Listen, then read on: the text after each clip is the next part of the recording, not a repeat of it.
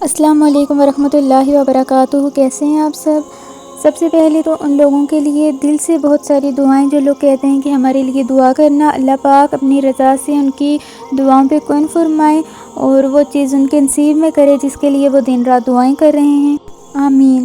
ہمیشہ یہ بات یاد رکھیں کہ اللہ تعالیٰ ہمارے لبوں پہ دعاؤں کو تب لاتے ہیں جب وہ دعائیں قبول ہونا ہوتی ہیں، نہیں تو اللہ تعالیٰ اس چیز کا ہمارے دل سے خیال نکال دیتے ہیں جن دعاؤں کو اللہ تعالیٰ نے قبول نہیں کرنا ہوتا۔ پھر اللہ تعالیٰ ان دعاؤں کو ہمارے نصیب کا حصہ نہیں بناتے، پھر اللہ تعالیٰ اس دعا کا خیال ہی ہمیں نکال دیتے ہیں اور اس چیز پر ہمیں صبر دے دیتے ہیں۔ لیکن اگر کوئی چیز ہم مسلسل مانگ رہے ہیں نا اللہ تعالیٰ سے، تو اللہ تعالیٰ نے اس پہ آپ کے لیے پہلے ہی کن فرما دیا ہے۔ لیکن اللہ تعالیٰ اگر دیر کر رہے ہیں تو وہ آپ کی بہتری کے لیے کر رہے ہیں۔ ابھی تو آپ کا دل بہت بے قرار ہوگا کہ کب ہماری دعا قبول ہوگی اور کب ہمیں وہ چیز حاصل ہو جائے گی جس کے لیے ہم دن رات دعائیں کر رہے ہیں۔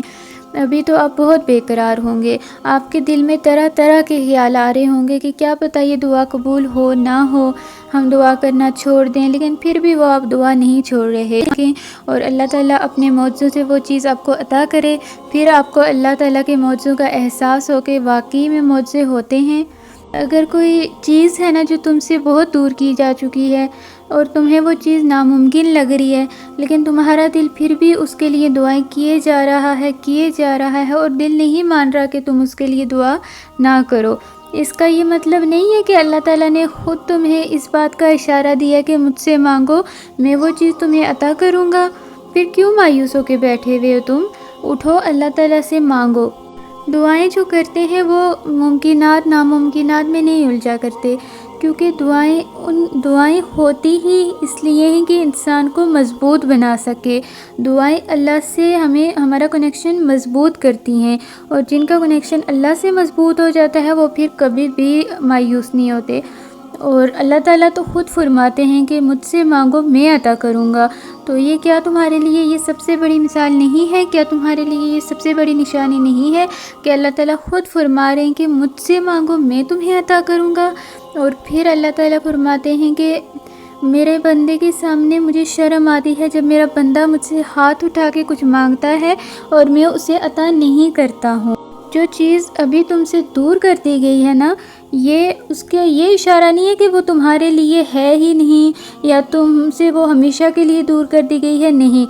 اگر تم سے وہ دور کر بھی دی گئی ہے تو اس میں کہیں زیادہ مصلحتیں ہو سکتی ہیں، یا پھر اس چیز کے ذریعے اللہ تمہیں اپنے پاس لانے چاہتے ہیں، یا اس کے لیے ابھی تم اس کے لیے تیار نہیں ہو اس چیز کے لیے، کیونکہ ابھی وہ چیز اگر تمہیں مل جائے تو وہ تمہارے لیے بہتر نہیں ہوگی۔ اس لیے جو بھی اللہ تعالیٰ کرتے ہیں اس میں انسان کی بہتری ہوتی ہے، ہماری بہتری ہوتی ہے۔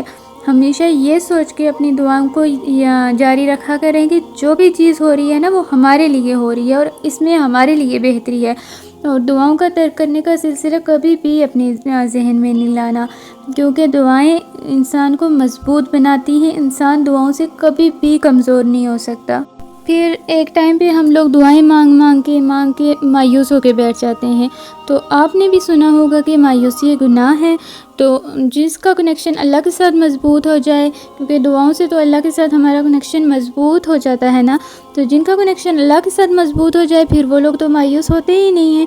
وہ لوگ کیسے مایوس ہو سکتے ہیں؟ اور اگر وہ لوگ مایوس ہو کے بیٹھ جائیں مینس کہ انہوں نے جو دعائیں کی ہیں ان کا جو کنیکشن اللہ کے ساتھ ہے وہ مضبوط ہے ہی نہیں، کیونکہ دعائیں کرنے والے کبھی مایوس نہیں ہوتے، اللہ پہ یقین رکھنے والے کبھی بھی مایوس نہیں ہوتے۔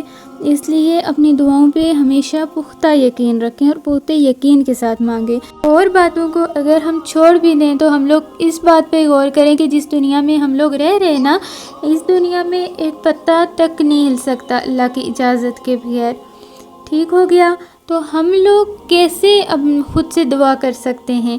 ہمارے لب سکتی ہے اگر اللہ تعالیٰ نہ چاہیں تو دعا اللہ تعالیٰ ہمارے لبوں پہ اس لیے ہی لا رہے ہیں نا کہ اللہ تعالیٰ نے وہ دعا قبول کرنی ہے، اس پہ کن فرمانا ہے، اس لیے مایوس ہونا چھوڑ دیں کبھی بھی۔ ہاں ٹھیک ہے، جو چیز ہمارے نصیب میں نہیں ہوتی ہم اس کے لیے 1 دن دعا کرتے ہیں، 2 دن دعا کرتے ہیں، لیکن پھر اللہ تعالیٰ اس چیز پہ ہمیں صبر دے دیتے ہیں، پھر اس کا خیال ہمارے دل سے اللہ تعالیٰ ہمیشہ کے لیے نکال دیتے ہیں۔ لیکن اگر کسی چیز کو ہم مسلسل اللہ پاک سے مانگ رہے ہیں تو مینس کہ وہ چیز ہمارے نصیب میں ہے، اللہ تعالیٰ کی اس میں رضا شامل ہے۔